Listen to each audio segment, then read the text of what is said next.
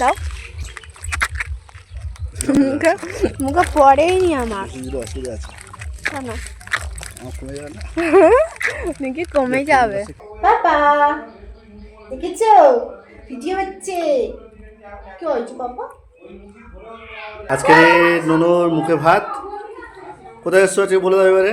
আজকে আমরা এসেছি হচ্ছে ননর মামার বাড়িতে। আজকে ননর মুখে ভাত হবে, তো সমস্ত কিছু রেডি হচ্ছে এখন। ননকে স্নান করানো হবে, তারপরে সব রিচুয়ালগুলো হবে, তো সবকিছু তোমাদেরকে দেখাবো। আর এইদিকে দেখো আমাদের পুচকু সোনাটা কিন্তু স্নান করে ড্রেস পরে রেডি হয়ে বসে আছে, কখন ওর মুখে ভাত দেওয়া হবে। তো ফাইনালি সেই সময়টা চলে এলো। তো দেখো আমাদের ননর মুখে যখন পায়েস দেওয়া হচ্ছে ও কত আনন্দ করে খাচ্ছে।